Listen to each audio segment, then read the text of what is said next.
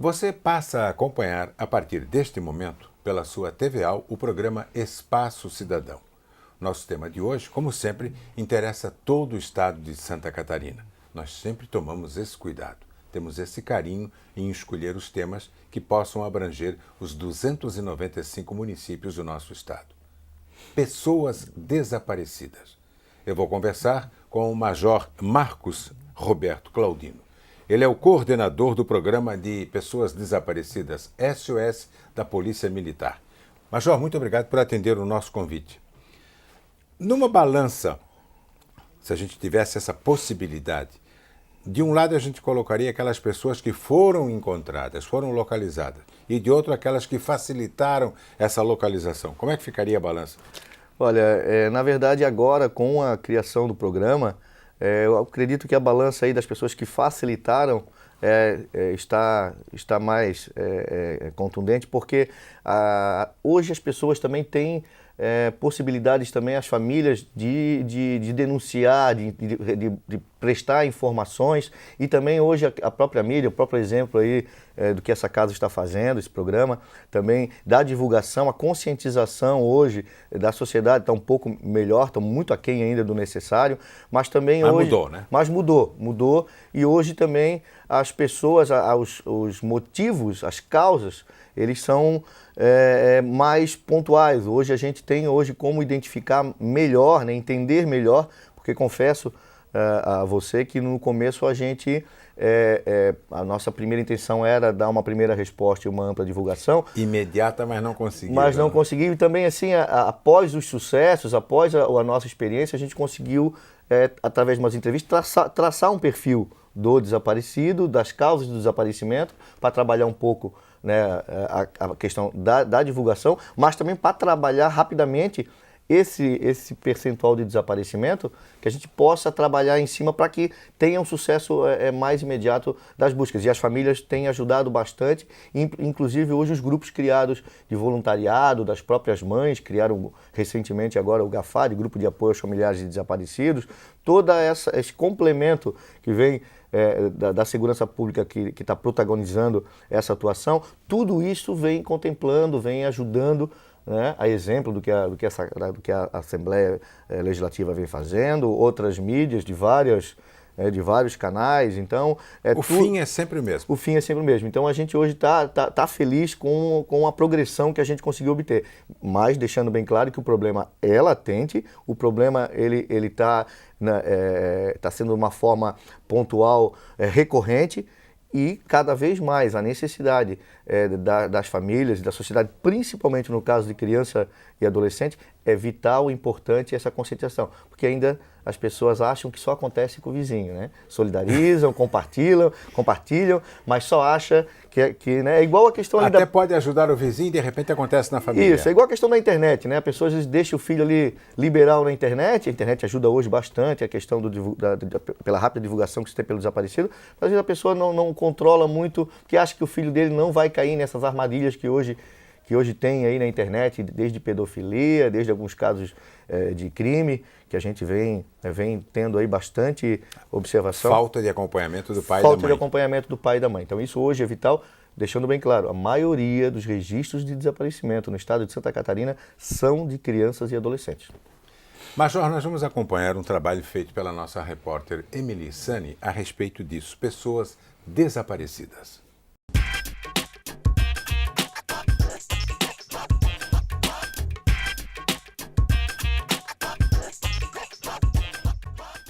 A Delegacia de Pessoas Desaparecidas, localizada em São José, Santa Catarina, nem completou o primeiro ano de existência e já está resolvendo casos e encontrando pessoas em todo o estado. Segundo o delegado Vanderlei, de janeiro a junho deste ano, já haviam sido registrados mais de 1.500 ocorrências de pessoas desaparecidas. O trabalho realizado pela delegacia vem fazendo a diferença no estado. O nosso trabalho, no momento que é registrada uma ocorrência em qualquer ponto do estado, nós recebemos, em tempo real, já recebemos essa ocorrência. Então nós começamos a manter os primeiros contatos com a família, com a polícia da área, né? Outros órgãos ali daquele município. Então, direta e indiretamente, a gente tem um número muito expressivo dessas localizações de pessoas. Em 2013, João passou 40 dias de desespero quando a filha adotiva desapareceu sem dar notícias. O homem, de 75 anos, percorreu um caminho difícil nesta procura. Sua agonia terminou quando a equipe da delegacia trouxe a notícia de que a filha havia sido encontrada na cidade de Blumenau. Foi maravilhoso pelo seguinte, porque a dúvida é a que mais atrapalha a vida da gente para saber o que houve e o que não houve. Será que está viva? Será que está morta? Foi assediada de alguma forma? Então, esse tipo de coisa que nos deixa. Mas isso aí não demorou muito. A equipe do delegado, da delegacia de modo geral, foi muito solícita e resolveu o problema quase que imediatamente, né? Foi só o tempo de fazer a pesquisa e a investigação. E foi através da esperança, da fé e do trabalho realizado pela delegacia que João pôde voltar a sorrir. Mas esse ainda não é o caso desta família, que há 8 meses mata a saudade assim, acariciando o retrato de quem desapareceu sem deixar pistas. Rubens, de 60 anos, foi internado nesta clínica para o tratamento de alcoolismo. 3 dias depois, ele fugiu e nunca mais deu notícias. Foi no dia 7 de dezembro, quando a gente resolveu internar e de lá para frente a gente não tem mais nem visão dele, nem pistas, o que aconteceu, onde está, com quem está, nada. A família aguarda uma ligação com boas notícias. A esposa, que está casada com Rubens há 33 anos, se emociona e manda um recado ao marido. Como diz, a gente só quis ajudar ele. A gente sabia que ele era bom. Ele não era para ter sumido, assim. Se eu soubesse disso, eu não tinha internado ele. Porque assim, ele sempre estava lá, do lado da gente, né? Eu queria tanto que ele voltasse, ele está ouvindo. Rubens, volta, pelo amor de Deus. O coração de uma família aflita busca forças para suportar uma distância impossível de medir. Elma olha todos os dias o horizonte, na esperança de ver o que os olhos e o coração dessa família esperam enxergar.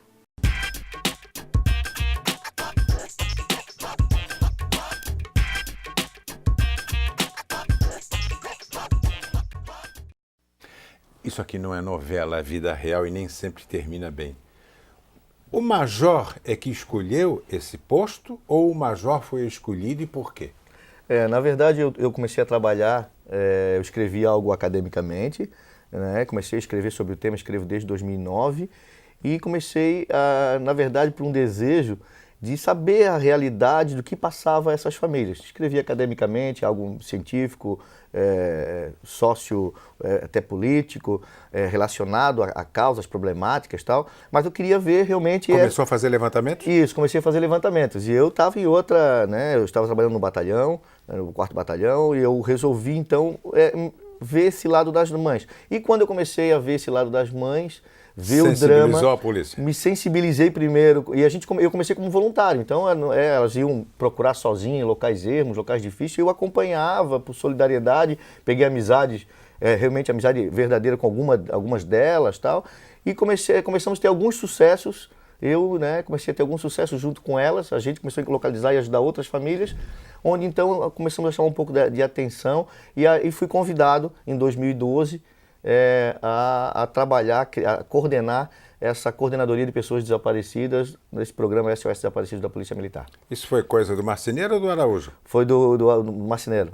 Do Marceneiro, o ex-comandante da Polícia Militar. Deu todo apoio para isso. Qual é o trabalho real da Polícia Militar? E você tem um efetivo bom para poder fazer esse trabalho? Ou nem sempre o efetivo é suficiente? Não, a gente tem um efetivo pequeno, a gente precisaria com certeza ter um efetivo maior. O que nós estamos criando agora são multiplicadores, então já em São Miguel do Oeste treinamos agora o Sabino faz algumas semanas, eles estão lá perto da fronteira, na parte oeste, ele vai ser um multiplicador do SOS, então ele faz parte do SOS mesmo à distância. Estamos criando outros multiplicadores em pontos do estado estratégico, Joinville, Lages, enfim. Estamos começando. Tem alguma cidade definida no sul já? Tem. Nós estamos para Criciúma. Para Criciúma é o que está traçado, né, pela geolocalização. E assim, a gente tem um trabalho árduo, porque nós temos que dar a primeira resposta, né?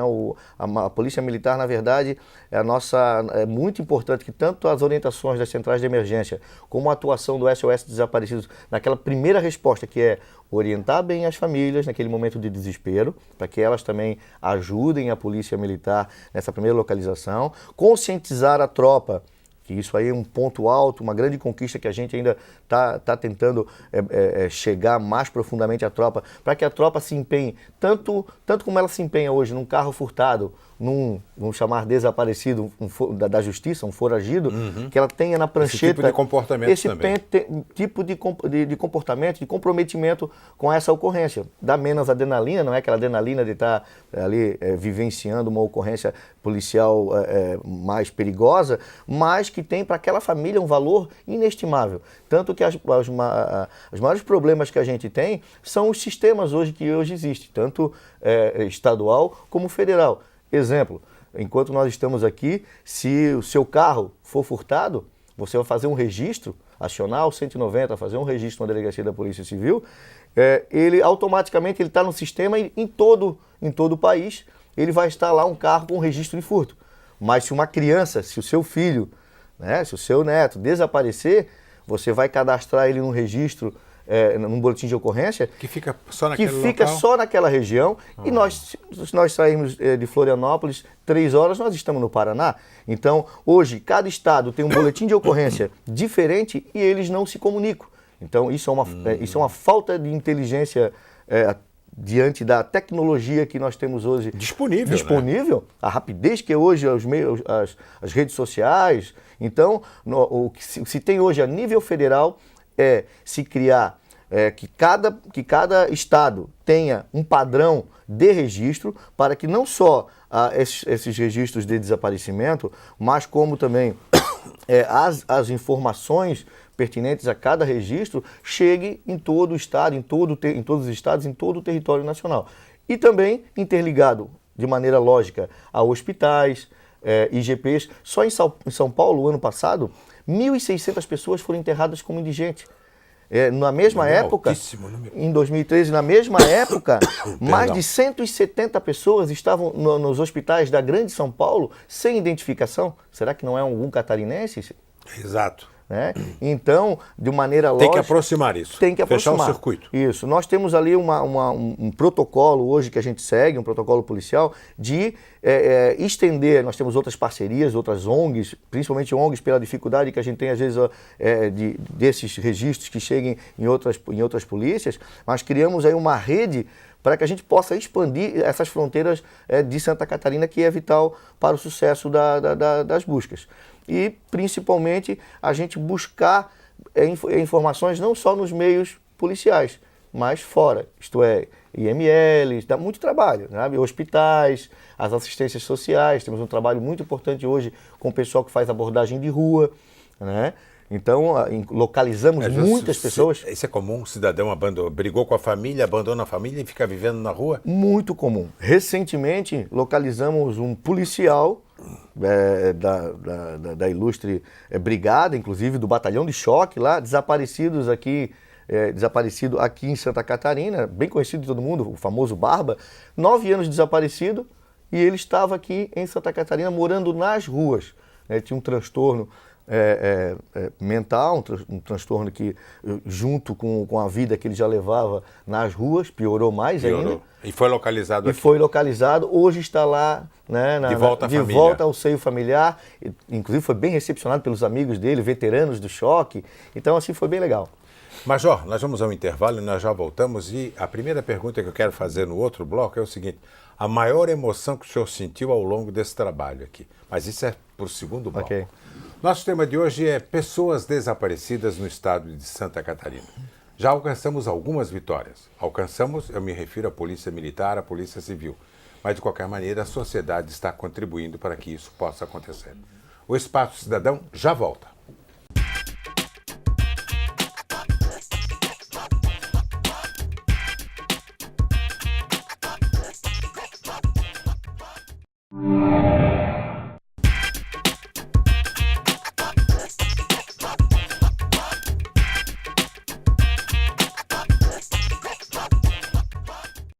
Estamos de volta pela sua TVA com o programa Espaço Cidadão. Nosso tema de hoje, pessoas desaparecidas. Quando você consegue diminuir, passados 2, 3 dias, volta a aumentar. Infelizmente isso acontece e o trabalho desenvolvido pela Polícia Militar é muito importante. O senhor lembra da pergunta? Lembro. A sim. maior emoção realizando esse tipo de trabalho, Major? Foram vários casos, né, que a gente se alegra e passa um filme na cabeça da gente dos abraços, de agradecimento das mães e tal, mas eu destaco um em especial que me emocionou bastante, tanto a mim quanto a minha equipe, que foi o caso de uma menina, uma brasileira, que ela foi dada para adoção para uma família em Israel, e ela estava procurando a família biológica aqui no Brasil, né? E a gente procurando a mãe, a gente conseguiu localizar a mãe e na verdade eu não sabia que a mãe também estava numa busca há muitos anos, né? Logo em seguida que ela tinha condições realmente muito precárias na época, era muito jovem, né? Se arrependeu e mais de 20 anos procurando a filha e depois de 26 anos a gente conseguiu... Só que quando ela começou a procurar, não tinha estrutura que tem hoje. Ela não tinha estrutura. Isso. Então, quando a gente chegou para comunicar para ela que a filha dela estava procurando ela aqui no Brasil, ela também, depois dessa procura incansável... Quem chorou mais, a filha, a mãe ou você? Olha, nós três ali choramos bastante. A mãe ficou ali muito tempo chorando. Foi uma emoção muito grande quando do agradecimento dela para nós, quase assim, né? Foi um sentimento, aquela lágrima... saindo dela de alegria e na nossa farda é algo que a gente não esquece, aquele abraço de mãe, de agradecimento. Hoje as irmãs, a mãe, ela aprendeu, a menina aprendeu, o nome dela hoje é Bali Lavini, né? Aprendeu a falar português para se comunicar com a mãe e hoje pelas redes ainda não se viram pessoalmente, né? Mas pelas condições financeiras aí, mas ela já está combinando de vir para cá para o Brasil. Né? E foi uma emoção muito grande. Um grande passo o interesse da filha em falar português, né? Sim, conversar com a mãe. Sim. Bom, que é uma língua difícil para quem principalmente pelo fato de estar lá em Israel, né? Um país bélico que não é brincadeira. Que verdade. Me conte uma coisa. Entrosamento, a gente viu o Vanderlei Redondo e tal. Polícia Militar, Polícia Civil. Nessa hora o que interessa é o fim, que é trazer a pessoa de volta. Claro, só quem tem a ganhar é a sociedade, né? Tanto, inclusive... tem muitas coisas que o SOS fica de mãos atadas, né?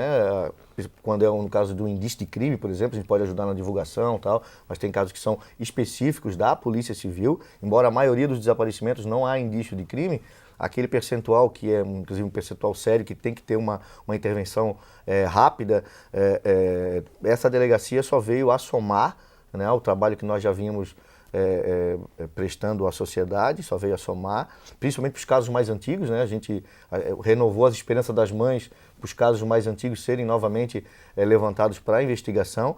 E o que a gente ainda tem que integrar ainda mais são a questão dos sistemas, né? Por exemplo, hoje a gente não tem acesso a algumas coisas do CISP para fazer uma pesquisa em algumas coisas que, por falta de acesso, seria interessante que a gente tivesse, até porque a gente trabalha com prevenção, ter acesso a esses dados e também ser comunicado. Hoje só a Polícia Civil é comunicado imediatamente, cada boletim de ocorrência, né? Em todo o estado, vai para a delegacia e para nós não vai. Então seria bem interessante até para que a gente pudesse auxiliar nessa rápido contato com a família e na divulgação. Eu tenho a seguinte teoria, uma pessoa é uma pessoa, duas é melhor, três assim, é melhor, 4 melhor ainda. Com certeza. Quanto mais souber. É verdade, e o livro? Como é que foi o livro? Como é que surgiu a ideia? Você falou naqueles estudos, naqueles artigos e tal, e já se tornou livro? Já se tornou livro, né? Eu fiz o lançamento dia 18 de março, agora de 2014, escolhi a data porque 18 de março é o Dia Estadual de Prevenção ao Desaparecimento e o dia do desaparecimento... Se bem que o dia de prevenção é todo dia. Né? Todo dia, sim, né? Mas 18 de março de 1995 desapareceu Elisséia Silveira, é o caso mais antigo que a gente tem registrado até agora. A mãe dela está com a gente até hoje, ela busca a filha, então é um dos casos mais antigos desde 95. E a gente escolheu esse dia porque ela simboliza, né, tanto a mãe como a filha. Como é o nome da menina? Elicéia Silveira. Né? Que idade quando ela desapareceu? Ela tinha 7 anos. 7 anos. Então, ela simboliza toda a luta de uma mãe, até hoje, a luta e a dor. Então, esse livro chamado Mortos Sem Sepultura, o desaparecimento e seus desdobramentos, ele já vem escrito há bastante tempo, e ele, inclusive toda a renda do livro, ele foi destinado ao GAFAD, Grupo de Apoio às Famílias Desaparecidos, toda a renda vai para o... Parabéns pelo gesto. Vai para as famílias, a editora também, Palavra Com, abriu mão também da parte dela, então toda a renda do livro é destinada para as famílias, né? Pode ser encontrada nas livrarias catarinenses. Então a gente conseguiu resumir naquele livro, trazer toda a parte técnica e científica, né? Todas as sugestões que a gente acha que possam resolver e melhorar o problema do desaparecimento, como também todo o drama. Então eu escrevi também, tendo essa experiência, esse contato com as famílias, todo o drama que a mãe, que as mães, principalmente, eu digo as mães, porque principalmente a mãe. É mais a mãe do que o pai, a mãe, né? O pai é mais forte, frio, ele é mais frio, ele tenta superar já logo em seguida. Agora a mãe, a gente vê elas morrendo a conta-gotas, sabe? O sofrimento delas, e dias elas estão com mais esperança, com os sucessos que vamos tendo com outros casos. Então tem algumas... Por que acharam aquela e não acharam a minha? Isso, então assim...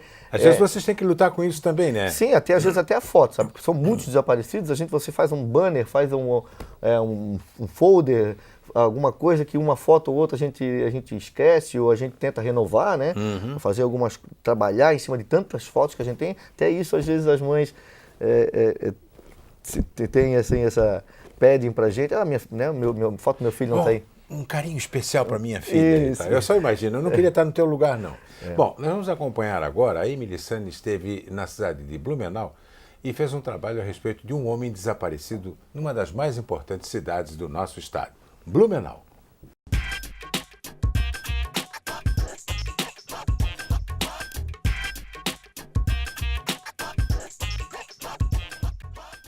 Uma família unida pela saudade. Mãe, filho e netos, há 9 anos buscam pistas na esperança de encontrar Conrado, que desapareceu 5 dias depois de ser internado em uma clínica de recuperação para o tratamento do alcoolismo. Ele foi encaminhado para o centro de recuperação em Ilhota, né, dos Padres. Após alguns dias lá internado, né, ele acabou desaparecendo. Demoraram a procurar a família para estar avisando, né? Por isso que a gente está nessa busca, a gente tem esperança que ele esteja vivo, né? Então a gente quer encontrar ele, a gente está nessa batalha aí para encontrar ele. São muitos anos já, são 9 anos da nossa vida com essa coisa na cabeça que a gente tem que encontrar ele, né? Como a gente estava comentando antes, várias vezes a gente já fez a volta na estrada, na esperança de estar olhando o andarilho, estar em outros estados, né? Procurando várias formas, até então como agora a gente está procurando a mídia, tentando desvendar esse mistério, né? Porque ele está desaparecido, então a gente quer encontrar ele, quer saber um destino para o que vai estar para o final dessa história, né? O quarto continua arrumado com as roupas e os pertences do filho. Dona Marta mata a saudade através de fotos, documentos e lembranças. Enquanto o filho não aparece, fica apenas a esperança e a saudade. Não é de hoje que eu espero. Eu escuto um barulho de noite, eu já digo, é o cone que está batendo. Sempre, sempre, sempre, sempre, sempre, sempre. Não esqueço um dia.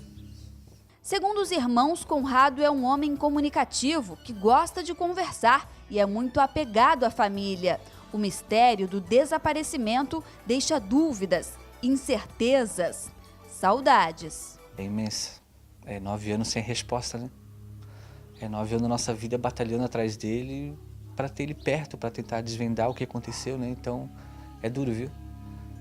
Quem não tem um pai que está desaparecido ou algum ente muito querido também que está nessa batalha atrás, né? Então, é uma forma que a gente tem de estar buscando, confortando o coração, né? Para encontrar ele. O porta-retrato na sala mostra que mesmo longe, Conrado está sempre presente, principalmente no coração dessa mãe, que carrega confiante a esperança de que o filho um dia vai voltar. O coração de mãe não morre. É sempre vivo, sempre esperando. Porque é do meu sangue, do meu amor, da minha vida é um pedaço de mim. Não pode faltar em mim um pedaço de mim.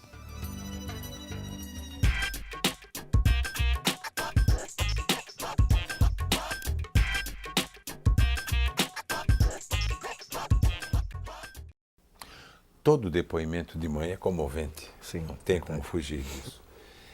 Ô Marcos, você acha que você tem feito o máximo ou você acha que você poderia, com a sua equipe, fazer um pouco mais ainda? Eu acho que a gente poderia fazer muito mais, sabe? Eu acho que a gente...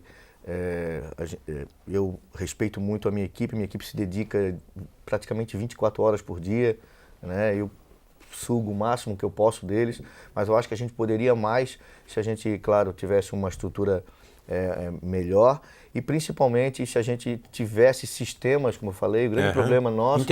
Interligados, né? Hoje, a questão dos hospitais, do IML, a questões realmente de sistemas de consulta. Vou dar exemplos, às vezes a gente recebe muita solicitação, não só de desaparecimento, a gente trabalha, é até bom o pessoal de casa saiba, com procuro familiar. Porque aí tem pessoas que por um infortúnio do destino, como eu contei o caso aí, pessoas que foram dadas para adoção, ou irmãos que se separaram por infortúnio e tal, que procuram a gente para que a gente possa também fazer essa aproximação para que ele possa encontrar esse ente que não vê às vezes 20, 30, 40. Esses dias localizamos o pai de uma moça, 48 anos que ela não via o pai, foi uma emoção muito grande. Né? A gente conseguiu, vida, né? Inclusive com a ajuda aqui, dos nossos amigos do GAFAD, conseguimos que ela fosse lá no aniversário do pai, pela primeira vez se encontraram faz menos de um mês. Então, assim, e a gente deixa de ajudar às vezes por uma questão de sistemas e às vezes, de informação. Antigamente, vou dar outro exemplo. Antigamente nós tínhamos o catálogo telefone, né? Então você encontrava o telefone de todo mundo. Hoje, isso ficou de uma forma tão sigilosa, alguns dados, algumas informações, que nem a polícia às vezes tem uma fonte de consulta para encontrar uns telefones de fora do estado, algumas coisas, alguma localização que possa aproximar a polícia desses outros sistemas que tem de consulta. E isso vai facilitar a localização da pessoa. A localização da pessoa. O próprio sistema de geolocalização hoje do celular, então as telefonias não cooperam com a polícia com relação a isso, se não for de uma forma judicial. Quando funciona. É verdade, é verdade. Em matéria de telefonia celular, as 4 deixam a desejar. É verdade. Mas só me diga uma coisa, a maioria dos casos de pessoas desaparecidas tem uma briguinha por trás ou não? Vamos supor, de cada 10 casos, dá para fazer uma divisão? 80%. Isso, cada entrevista e todo levantamento que eu venho fazendo... Isso é número real? Número real. 80% dos desaparecimentos em Santa Catarina são causados por conflito familiar. Desentendimento. Né? Maioria fuga do lar. No começo eu até tinha, confesso aqui, que tinha até um certo, às vezes, preconceito em algumas situações, quando era fuga do lar. Jovem, adolescente, será que fugiu por rebeldia? Mas não, você vai ver às vezes que dentro do próprio lar tem maus tratos, abuso sexual, então violências diversas, exploração sexual. Então, no próprio seio familiar... o problema pode estar sendo gerado dentro de casa. Isso. A maior vítima é a família, porém também é o maior gerador de desaparecidos. Rapidinho, tem que ter um acompanhamento psicológico sempre? O atendimento psicossocial das famílias é vital durante o processo do desaparecimento e a posteriori para o desaparecido e para a família. Major, muito obrigado e parabéns pelo trabalho, para toda a sua equipe. Obrigado pela oportunidade, a todos da produção pelo carinho, muito obrigado. Nosso tema de hoje do Espaço Cidadão foi pessoas desaparecidas. Eu conversei com o Major Marcos Claudino. Ele é o coordenador do programa da SOS Desaparecidos da Polícia Militar de Santa Catarina. É um tema muito importante para todo o nosso estado. Semana que vem tem outro programa. Até lá!